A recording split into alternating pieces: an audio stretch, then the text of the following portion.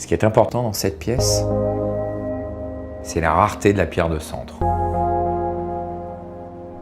C'est vrai que quand on découvre une pierre comme celle-ci, il y a un choc. Un diamant comme celui-ci a presque un caractère hypnotique. Je veux dire, vous êtes attiré par la pierre, vous êtes happé par la pierre. Elle vibre avec vous. C'est vraiment des émotions uniques que de pouvoir côtoyer des joyaux comme cette pierre. Le travail du créateur est de se mettre au service de cette pierre, justement d'exploiter sa perfection. Le fruit de cette observation a été comme une évidence, résonance.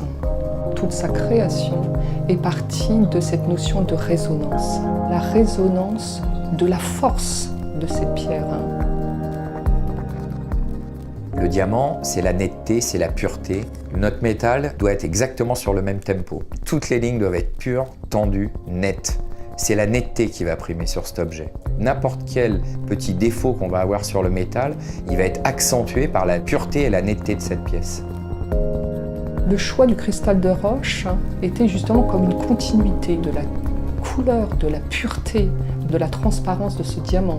Le travail de vibration, de rayonnement qui émane de cette pierre parcourt le cristal de roche.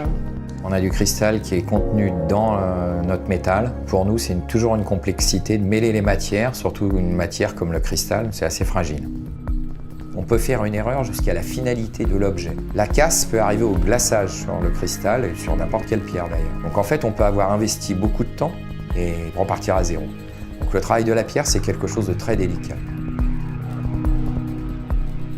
On est toujours arrêté par la matière, mais j'ai envie de dire aussi qu'il faut essayer toujours de la dépasser. Pousser la technique, c'est aussi prendre des risques. Ce risque, bien sûr, il faut qu'il soit calculé, mais malgré tout, il faut quand même repousser les limites.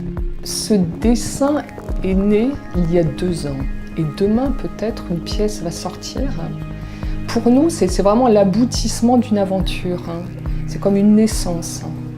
Et ce moment où nous découvrons la pièce est un moment unique.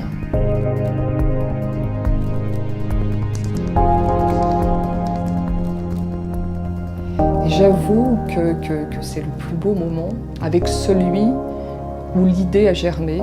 C'est vraiment l'aboutissement de la création.